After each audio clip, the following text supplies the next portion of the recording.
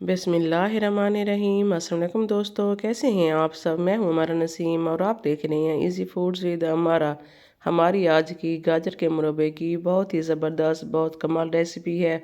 इस गाजर के मुरब्बे को बनाकर आप महीनों तक सेव भी रख सकते हैं, क्योंकि सर्दियों में हर वक्त ही कुछ ना कुछ मीठा खाने को दिल करता है। और अगर आपने मेरे चैनल को सब्सक्राइब नहीं किया तो प्लीज़ जल्दी से सब्सक्राइब कर दें। तो चलिए अपनी मज़ेदार रेसिपी शुरू करते हैं। बिस्मिल्लाहिर्रहमानिर्रहीम। मैंने ली है यहाँ पर 1 kg गाजर। हमने इसको अच्छे से साफ़ करके धो लेना है। उसके बाद हमने इसको कुछ इस तरह की शेप में काट लेना है। और इसके बाद जी हमने किसी भी बर्तन में ले लेना है पानी। पानी हमने इतना लेना है कि हमने जो गाजर ली हुई हैं वो उसमें डिप हो जाए, क्योंकि हमने इन गाजर को बॉईल करना है। अब जी मैंने गाजर पानी में शामिल कर दी हैं। इसको अच्छे से मिक्स करने के बाद हम इसको कवर करके रख देंगे तकरीबन 10 से 15 मिनट तक के लिए। 10 से 15 मिनट बाद हम इसको चेक करेंगे।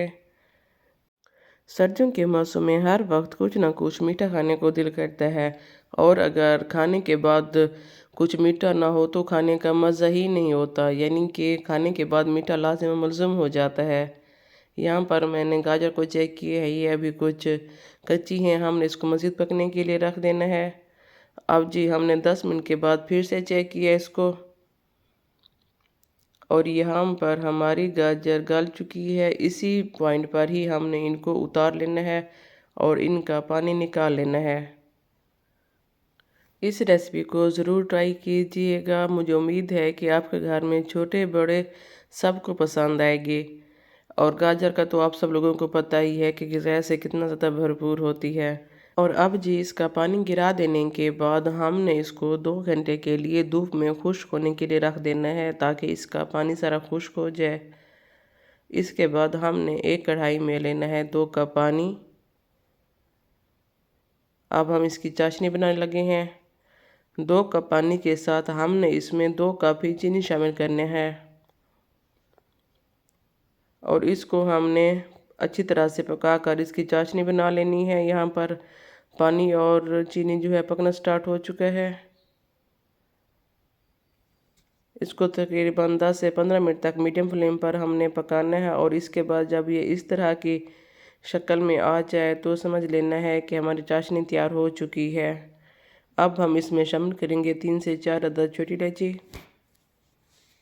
और इसमें अब शामिल कर देंगे अपने ड्राई की हुई गाजर। गाजर को मैंने 2 घंटे के लिए धूप में सुखा लिया था। अब इसका पानी अच्छे से खुश्क हो चुका है, तो हमने अब इसको शामिल कर देना है चाशनी में।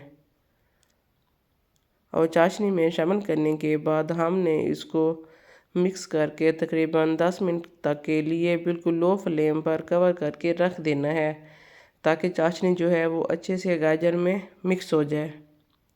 और जी यहाँ 10 मिनट के बाद हमारा मज़ेदार ज़बरदस्त गाजर का मुरब्बा हो चुका है तैयार।